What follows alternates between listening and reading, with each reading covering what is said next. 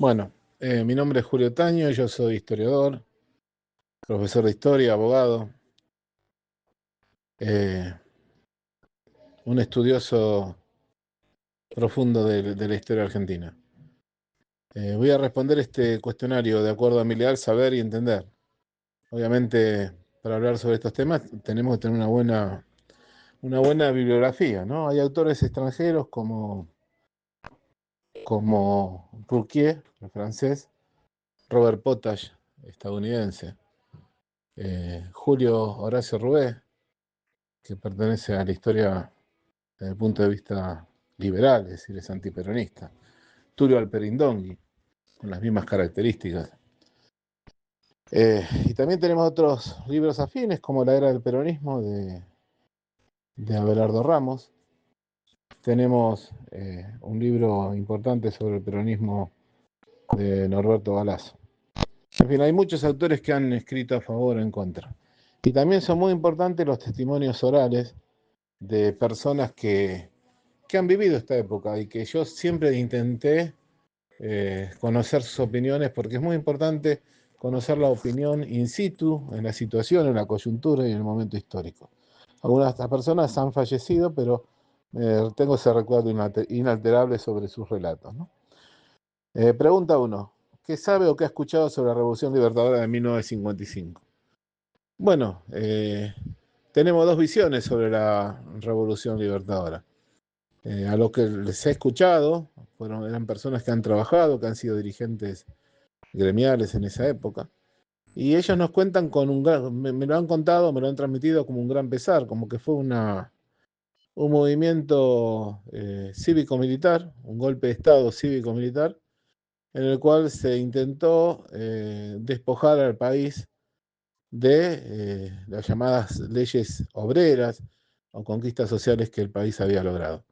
Por otro lado, también hay figuras que te dicen que fue un movimiento tendiente a recuperar la tradición democrática de la nación. El problema es que estas personas que hablan de la tradición democrática hablan del voto antes de la ley Sáenz Peña, es decir, los acuerdos en los colegios electorales, de las élites, etcétera, etcétera, etcétera.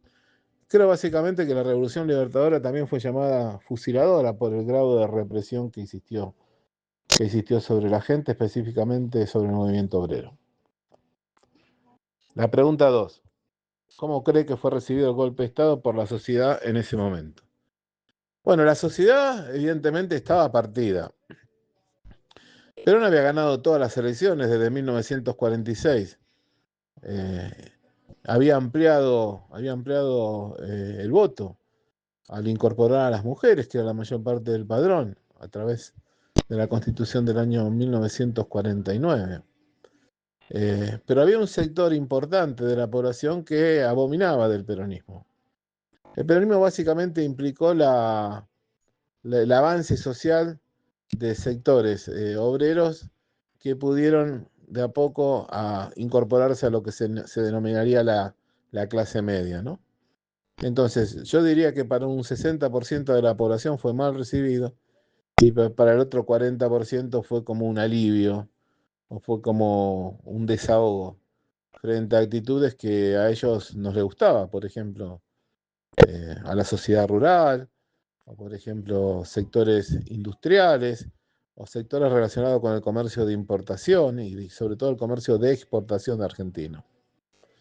Así que como en toda sociedad, creo que la mayoría lo recibió mal y un 40% lo recibió bien. Cuando se presenta Lonardi, junto con el almirante Rojas, que eran las cabezas visibles del golpe de Estado, una multitud los va a aplaudir, una multitud muy grande, al igual que las multitudes que apoyaban a Perón, una multitud los va a aplaudir. Es ahí donde el general Lonardi lanza esa frase, ¿no? Que no había ni vencedores ni vencidos. Pero obviamente Lonardi iba a ser desplazado y el nuevo presidente Aramburu sí que había vencedores y sí que había vencidos. Por eso creo que fue un recibimiento, es muy discutible. Creo que para el 60% lo tomó mal y el 40% de la población lo tomó bien. La pregunta 3. ¿Piensa que el gobierno de Perón tuvo más aspectos positivos o negativos? ¿Por qué?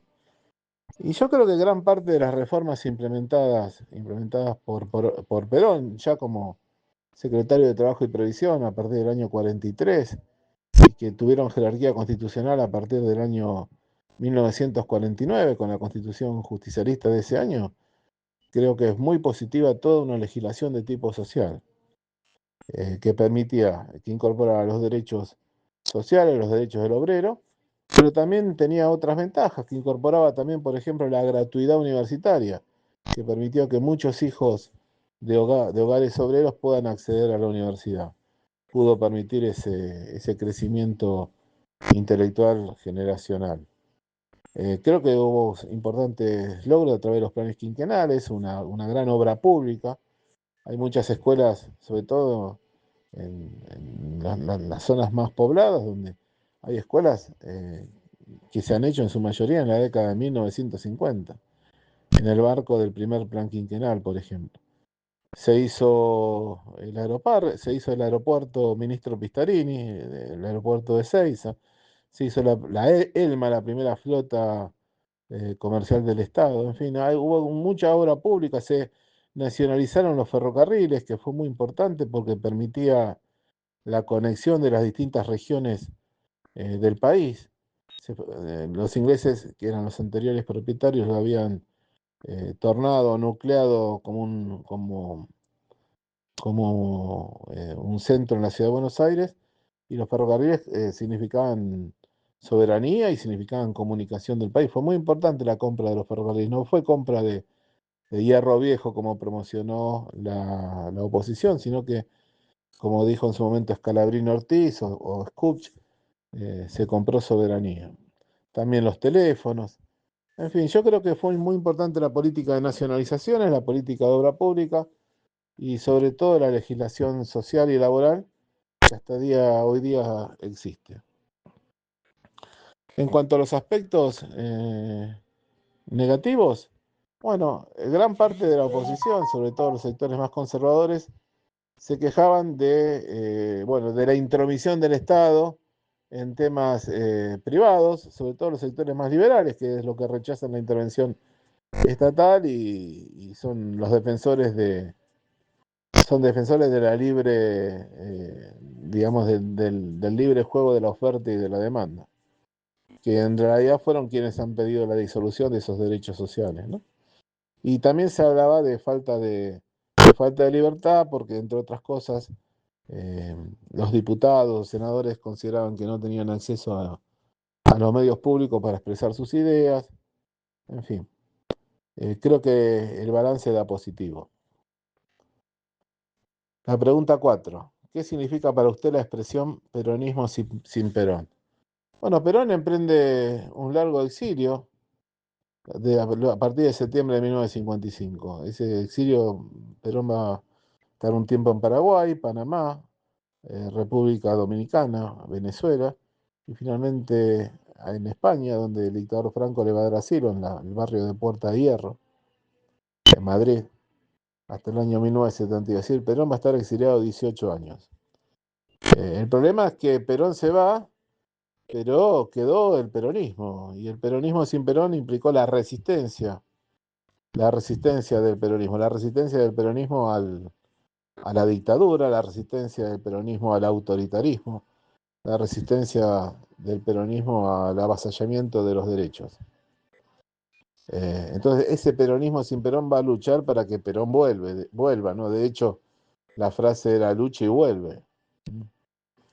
Y ese peronismo sin Perón tuvo sectores obreros y tuvo sectores juveniles que en su momento se volcaron para posibilitar el regreso de Perón.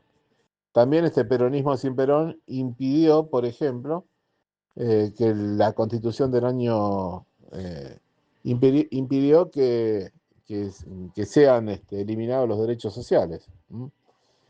Cuando la Revolución Libertadora anula la constitución del 49 y restablece la constitución de 1853, tienen que establecer el artículo 14 bis, en el cual reconocían los derechos implementados a partir del año 1949, porque de lo contrario corría el riesgo de una verdadera guerra civil.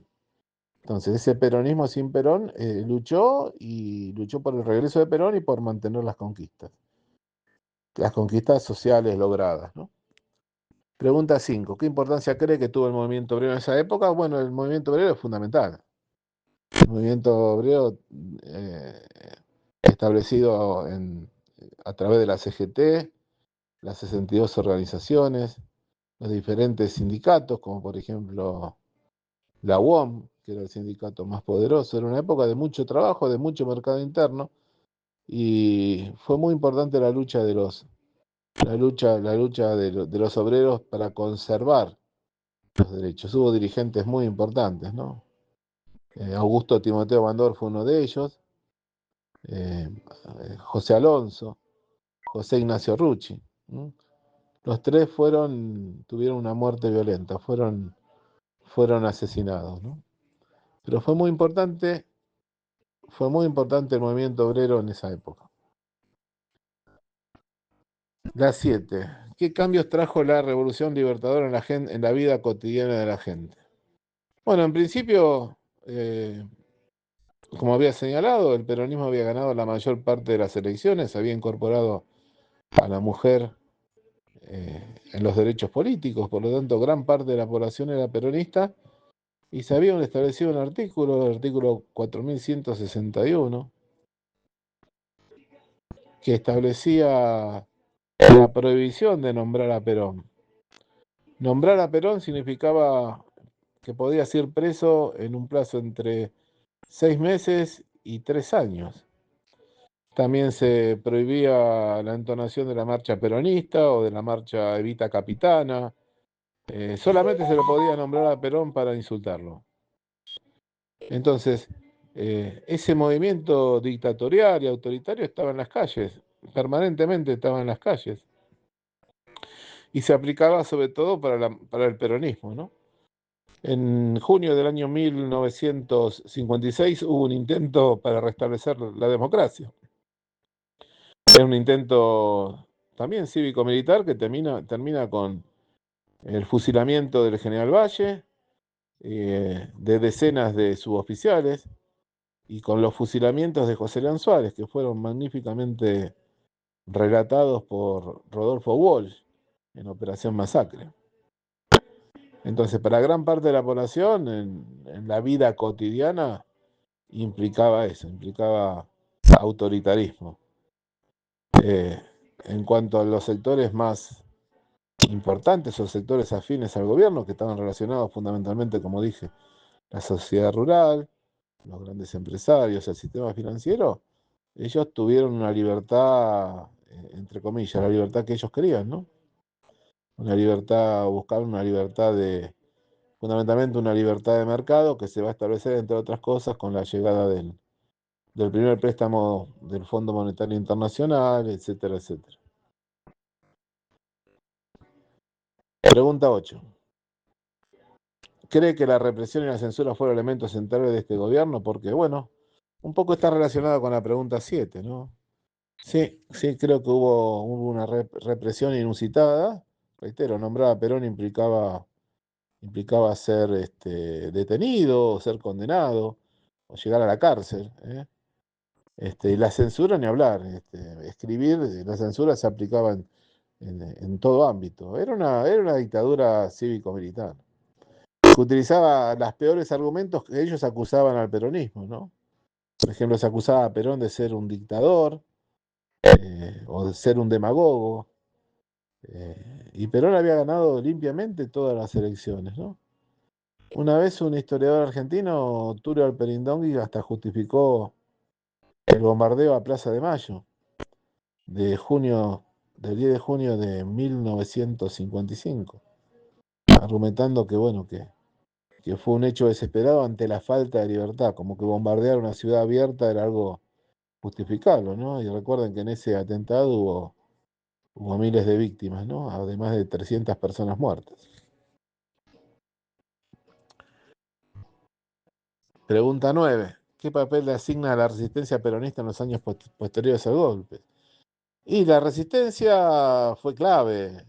La resistencia en las fábricas, la resistencia en los gremios, este, la resistencia de un grupo de jóvenes que comienzan a surgir también, este, buscando libertad, porque convengamos que desde el año 1955 Argentina va a tener gobiernos con democracias condicionadas, ¿no? Frondizi asume en el año 58, luego de un acuerdo con Perón, pero el peronismo no podía intervenir en las elecciones, es decir, que de 1955 hasta 1973, durante 19 años, el peronismo no pudo participar en las elecciones. Entonces, se manifestaba la resistencia a través del voto en blanco. Hubo muchas elecciones donde el voto en blanco superaba al voto de los partidos autorizados a participar. Tanto Frondizi como Ilía, que fue un buen presidente, pero que accedió solamente con el 23% de los votos, fueron los efímeros gobiernos democráticos, el interregno de José María Guido. Pero después tuvimos dictaduras militares como la Revolución Argentina, que comienza en el año 66 hasta el año 73, liderada por Onganía, por Levingston, por Lanusse. Eh, es muy clave, la resistencia peronista es clave durante muchos años para poder recuperar la democracia. Es clave. Y en momentos donde también tenemos que decir que a nivel internacional estábamos en plena Guerra Fría y Estados Unidos se veía amenazado por el bloque soviético y Estados Unidos temía el establecimiento de una nueva Cuba y es por eso que apoyaba a los golpes militares. La resistencia es clave en los años posteriores al golpe. Y es la que permite, por ejemplo, el 20 de noviembre de 1972, el regreso de Juan Domingo Perón a la Argentina. Es por eso que se considera ese día, el 19 de noviembre, se considera el Día del Militante. La pregunta 10. ¿Qué enseñanzas o reflexiones cree que deja la Revolución Libertadora para la Argentina actual? Yo creo que tanto la Revolución Libertadora como la Revolución del 30, como la del 43, creo que estamos en un momento donde Argentina eh, tiene que haber un avance del sistema democrático, un sistema democrático que no tiene que estar exento de justicia social y no tiene que estar exento de un avasallamiento de los derechos humanos. Creo que gobiernos como la Revolución Libertadora, si bien no fue quizás el más inhumano y el más violador de los derechos humanos, como sí lo fue el, el gobierno del proceso militar entre el año 76 hasta el año 83, es un modelo autoritario que, digamos, que es todo lo contrario a lo que uno desea, sobre todo uno que desea una vida democrática, ¿no? Un respeto por los derechos individuales, un respeto por la justicia social, un respeto por la vida. Por eso terminaría el cuestionario un poco repitiendo lo que dijo el fiscal Escacerra en el juicio a las juntas, ese juicio a la Junta establecido en 1985 por el presidente de ese entonces Alfonsín, que terminaba el alegato diciendo nunca más, es decir, nunca más un gobierno dictatorial y sí respaldemos, apoyemos y avalemos el sistema democrático. Bueno, lo hice rápidamente y de acuerdo a mis conocimientos, quizás hay algunos detalles, pero bueno, creo que en general creo que he podido responder el cuestionario.